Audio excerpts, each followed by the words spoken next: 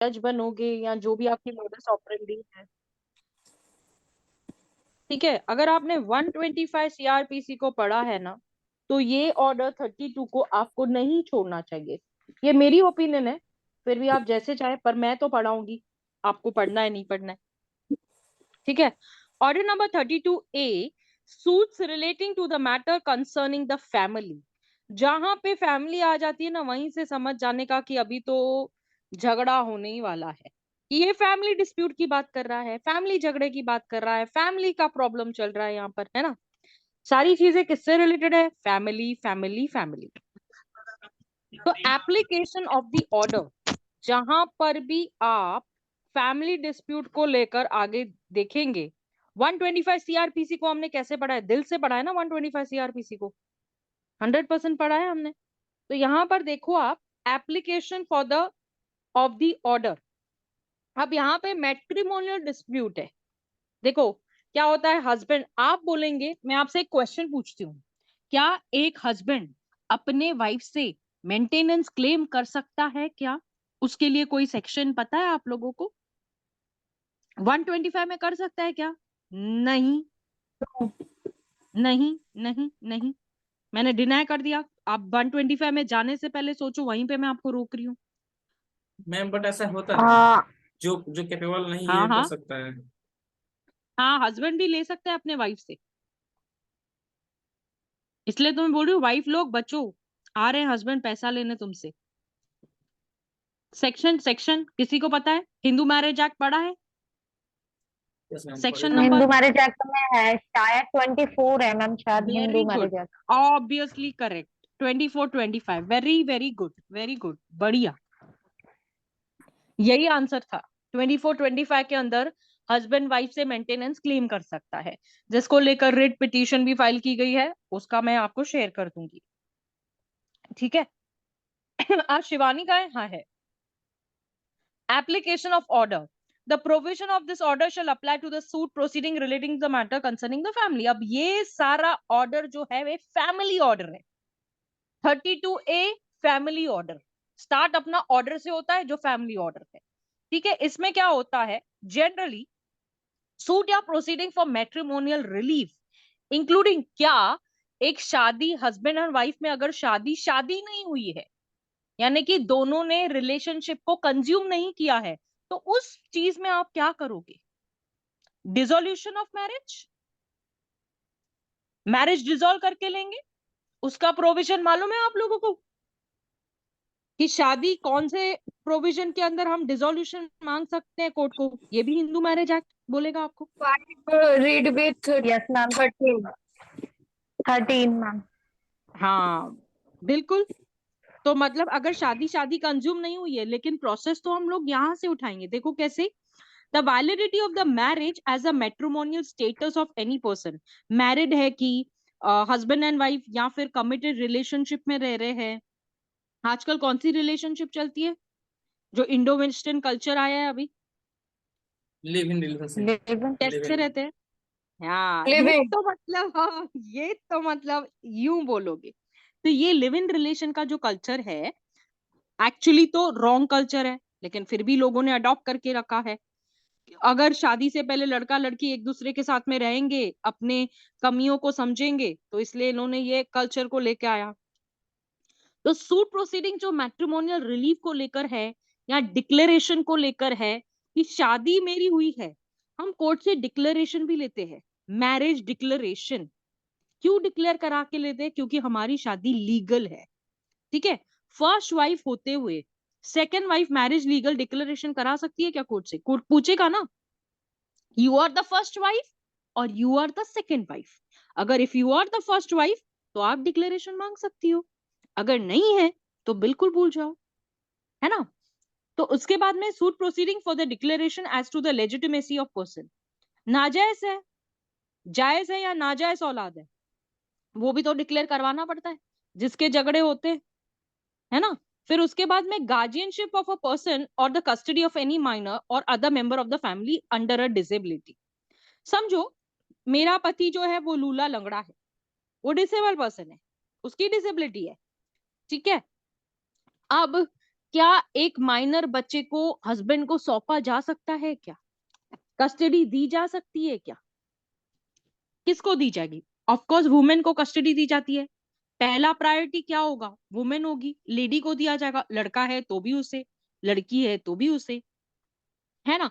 तो यहाँ पे हम लोग गार्जियनशिप की बात कर रहे हैं, तो पहले प्रेफरेंस जो होगी वो लेडी को दी जाती है। सूट और प्रोसीडिंग फॉर मेंटेनेंस 125 तो बोलता है ना यार, हिंदू मैरिज एक्ट बोलता है ना, पर यहाँ पर भी देखो आप मेंटेनेंस की प्रोसीडिंग्स कर सकते हो।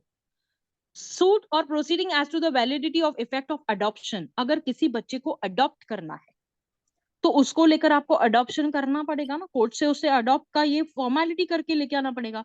कल को आपने अडॉप्शन किया, देखो अभी यहाँ पे कौन सा ये चलता है कि बिना अडॉप्शन के अगर बच्चे को बोल दिया कि ये तुम्हारा फादर है, अडॉप्शन नहीं हुआ, आप किसी भी हॉस्पिटल में चले जाओ, आपको आपकी इनकम पूछी जाएगी, आपके घर में कितने लोग हैं वो सारी जानकारी ली जाएगी। उसके बाद अडॉप्शन का प्रोसीजर होता है जो लीगल होता है, उसके बाद ही आप उस बच्चे को अडॉप्ट कर सकते हैं।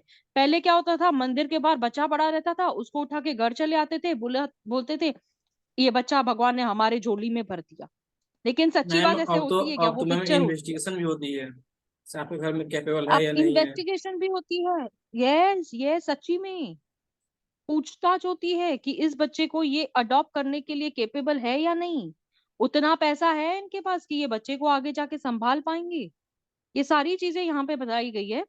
ठीक है, अडॉप्शन भी देख लिया, मेंटेनेंस भी देख लिया। फिर suit as a member of a family bill को लेकर आप जाते हो, सक्सेशन को लेके जाते हो। आपके जो पुरख थे वो मर गए, उसके बाद में गवर्नमेंट ने अगर वो प्रॉपर्टी ले ली आपसे, तो उसका सक्सेशन नहीं लोगे क्या कोर्ट से? क्या आपको प्रॉपर्टी के ऊपर पैसा नहीं चाहिए? गवर्नमेंट का पैसा खा जाए आपका, उसको लेकर आपको कोर्ट जाना पड़ता है। कोर्ट से सक्सेशन सर्टिफिकेट बनवा के आपको वो अपना उस प्रॉपर्टी से पैसा निकालना पड़ता है। फिर उसके बाद में relating to the matter concerning the family in respect of the parties are subject to a personal law. और यार ये तो पर्सनल ही है ना, सारे लॉज कौन से पर्सनल होते हैं? इसी में तो पर्सनल लॉ होता है, स्पेशल लॉ और पर्सनल लॉ यही है जो मैटर्स रिलेटेड। अब proceedings held in a camera, ये हम जानते हैं कि वहां पर कोई कैमरा नहीं लगी होती। हाँ फारा बोलो।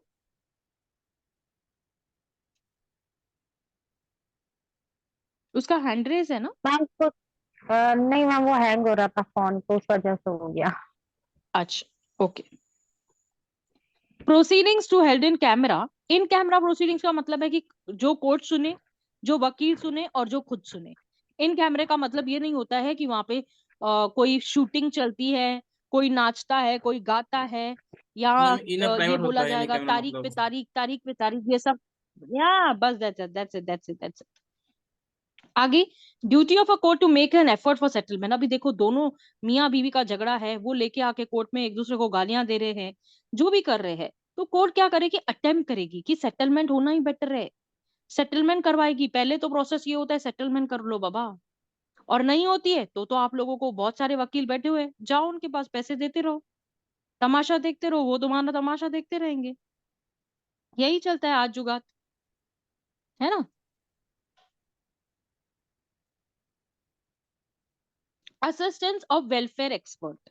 अब यहाँ पे ना जो भी ऑर्डर अप्लाई करता है उसमें देखो प्रेफरेबली वुमेन होती है जो अवेलेबल हो।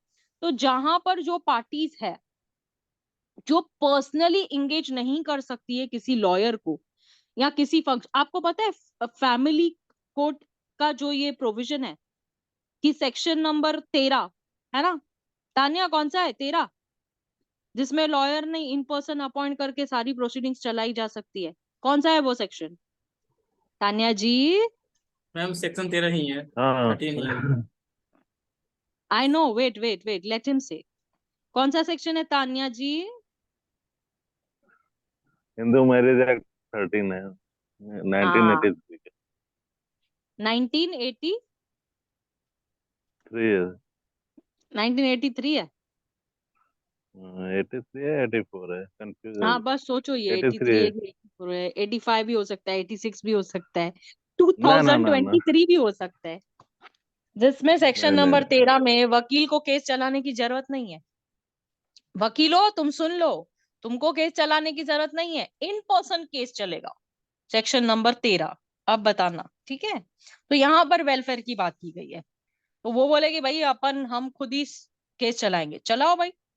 रूल नंबर 5 कहता है मैम जो ड्यूटी टू कैपेबल होगा वही इंक्वायर केस इनटू चलाएगा ना, फैक्ट्स। जिसको पता होगा। जिसको नहीं पता ही नहीं वो कहाँ अरे से बेटा, चलाएगा। आजकल तुमको नहीं मालूम, यूट्यूब पे वकीलों सब से कुछ मिलता ही होशियार है। ये लोग बैठे हैं।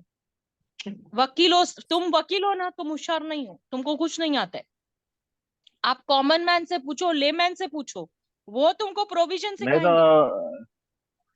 एडवोकेट एक्ट 32 भी अप्लाई कर सकते हैं। हाँ, वो भी करेंगे, वो भी करेंगे। हम लोग तो अभी एडवोकेट प्रोटेक्शन एक्ट लेके आ रहे हैं ना। आप लोग अगर लॉयर, जो भी बना बिना लॉयर है, मैम जो दिल्ली में भी लॉयर आने नहीं वाला होते है। हुए अपने आप को लॉयर, राजस्थान आ चुका। दिल्ली में ऑल होने इंडिया वाला है। करेंगे अब। हाँ, ये ऑल अब इंडिया तो में ऐसे टाइम बोला गया है लगेगा। ना कि सारे लॉयर्स के, हाँ, लॉयर्स के सामने ये लोग पूरा बनाना चाहिए, जिसमें हम लोगों का पूरा सब कुछ आए। Duty to inquire in facts, कोई भी सूट या प्रोसीडिंग्स में जो ऑर्डर अप्लाई होता है उसमें इंक्वायर होना चाहिए कि जो facts alleged by the plaintiff into any facts alleged का मतलब क्या होता है, अलाइज्ड। ये बहुत खतरनाक वर्ड है। आप जब भी ड्राफ्टिंग करोगे ना, तो ये सारी चीजों की ना आपको बहुत हेल्प लगेगी। What do you mean by allied? Allied क्या होता है, अलाइज्ड? मतलब मैम जैसे जैसे कहा गया है।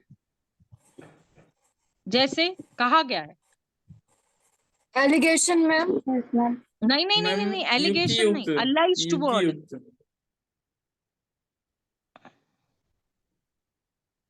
यानी कि युक्ति युक्त। अलाइज्ड का एलिगेंट मतलब है होता है जो ना, जैसे सपोज, सपोज। अपनी बात को ही बोलना कि सपोज ऐसा है, मतलब उस बात को यकीनन सपोज ऐसी बात है। अरे अलाइज क्या बात बोल रहे हो, यानी कि उसकी कंटेंशन को आपको अलाइज कहना। हो सकता है ऐसा हुआ होगा, हमें क्या मालूम। That's called as allied. और ये वेरी इंपॉर्टेंट वर्ड है, क्योंकि आप अपने जब भी ड्राफ्टिंग करोगे ये सारी चीजें आपको हेल्प करेगी। अब तान्या आ गई फैमिली। देखिए फैमिली में कौन कौन आता है, ठीक है। A man and his wife living together, मियाँ बीवी। Any child or children being issue of theirs of such man और सच वाइफ, यानी कि मियाँ बीवी बच्चे, जो भी उनके बच्चे हैं। Any child or children being maintain by man and wife, यानी कि वो उनके जो बच्चे जो जिनको वो मेंटेन करते हैं। A man not having a wife or not living together with his wife, any child or children being issue of his and any child or children being maintained by him। एक बंदा है, उसको wife नहीं है, या फिर उसकी wife उसके साथ में नहीं रहती है, या उसका कोई बच्चा जिसमें से है, या उन किसी बच्चे में से वो जो बंदा है उसे मेंटेन कर रहा है, वो आ गया इसमें। A woman not having a husband, same बात बोलेगा, जो मैन बोलेगा वो वुमेन बोलेगी कि उसको पति नहीं है, वो पति के साथ रहती नहीं है, उनमें से किसी बच्चे को वो मेंटेन कर रही है, ठीक है।